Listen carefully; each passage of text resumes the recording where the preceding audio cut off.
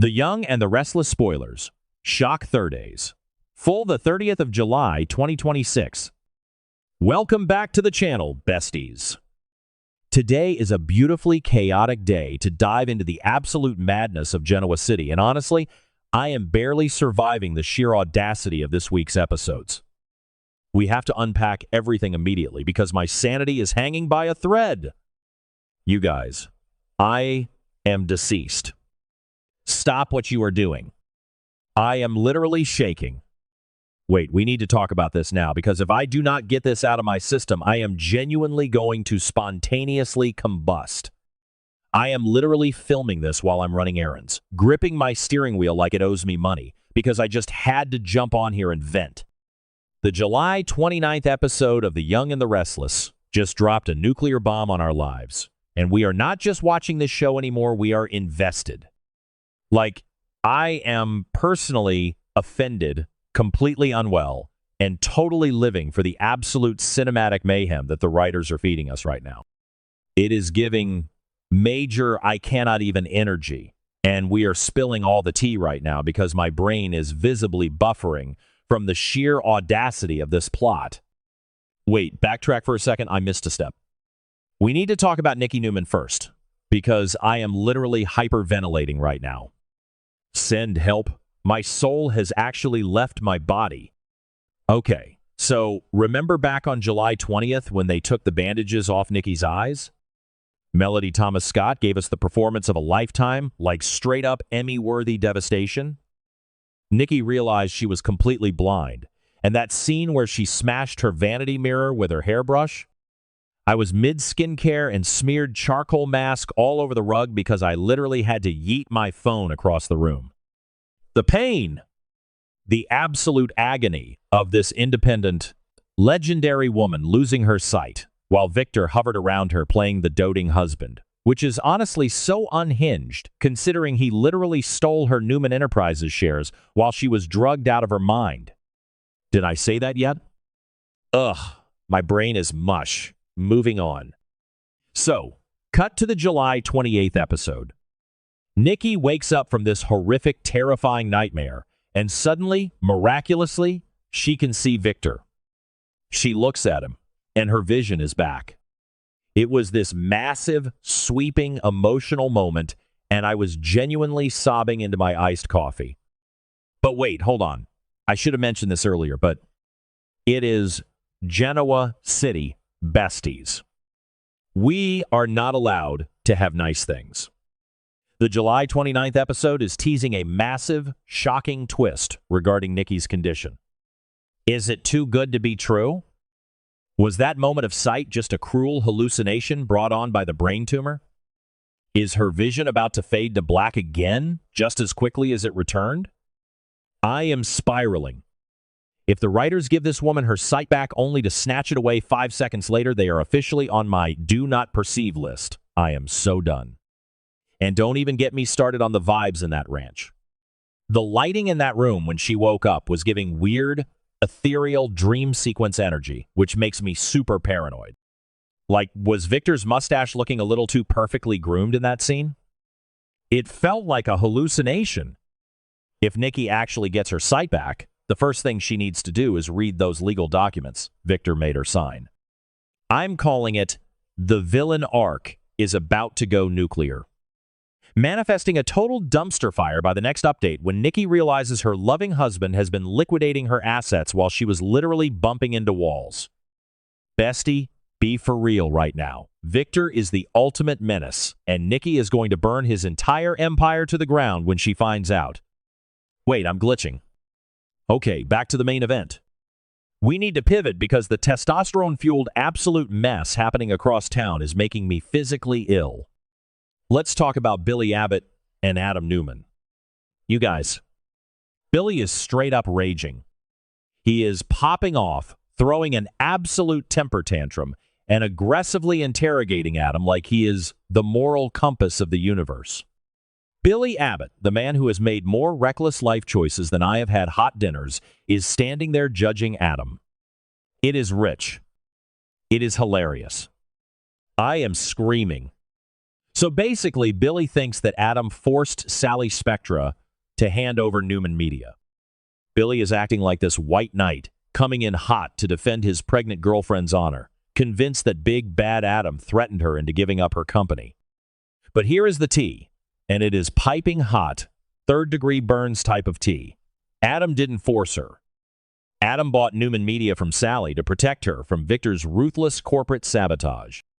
Adam literally handed over a fortune because he feels eternally indebted to Sally after the tragic loss of their baby, Ava. He did the most romantic, protective, self-sacrificing thing ever, but because Adam is Adam, he told Victor that he forced Sally to surrender it. He's playing the villain to his family to keep Sally safe. And Sally? Oh, sweet, traumatized Sally. She is lying through her teeth to Billy. She is letting Billy believe Adam is the bad guy because she and Adam are keeping this massive financial exchange a secret. Bestie, I am clutching my chest. The absolute cinematic drama of Sally covering for her ex, the father of her late child, while her current boyfriend is foaming at the mouth trying to destroy him. It is a psychological masterpiece. Billy's going to find out. You know he is going to find out. And when he realizes that Sally lied to him to protect Adam, the betrayal, the insecurity, Billy's fragile ego is going to shatter into a million little pieces. I am calling it right now. Billy is going to spiral so hard he might actually end up back on his worst behavior. He is already so paranoid about Sally's connection to Adam, and this lie is going to be the absolute nail in the coffin.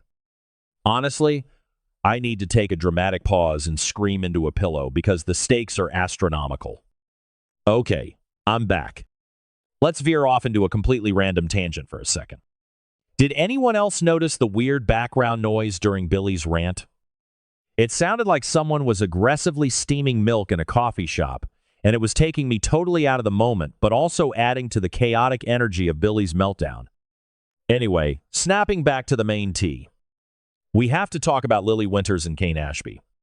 Stop it right now. Lane is sizzling. The July 29th spoilers are confirming that Kane and Lily are getting insanely hot and heavy in her apartment. Yes, you heard me. They are flirting, the tension is thick enough to cut with a chainsaw, and all signs point to them finally hitting the sheets.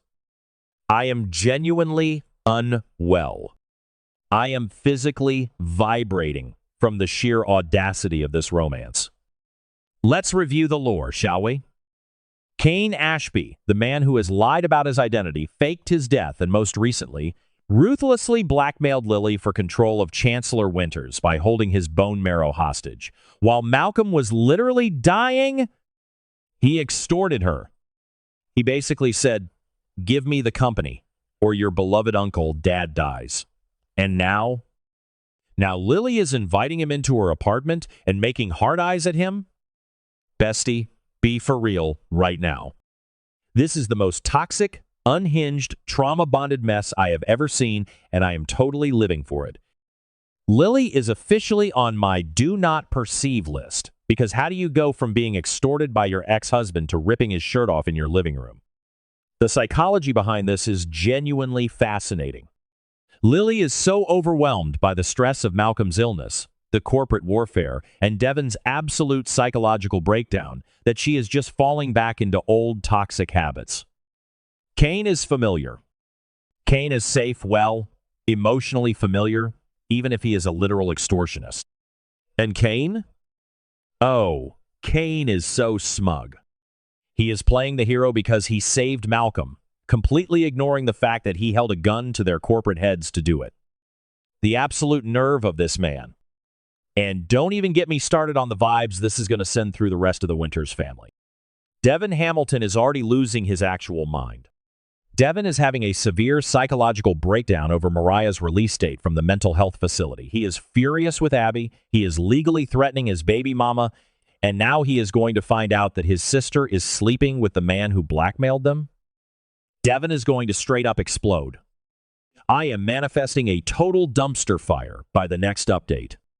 Devon might actually try to fight Kane in the middle of the athletic club, and honestly, I would buy front row tickets to that match. I am literally hyperventilating just thinking about all these intersecting plot lines.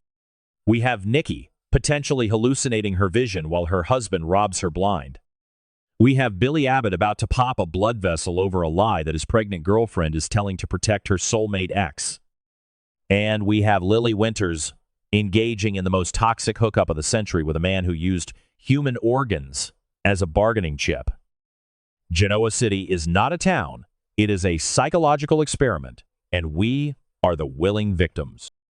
My grip on reality is slipping. This show is now my entire personality, and I am not okay. I need to go lay down on the floor and stare at the ceiling for at least 3 hours to process the gravity of these events. I am calling it now. By Friday, someone is going to end up in the hospital. Someone is going to end up in jail, and I am going to end up in therapy. Until next time, besties, keep your tea piping hot and your side-eye ready, because the chaos is only just beginning. I am out.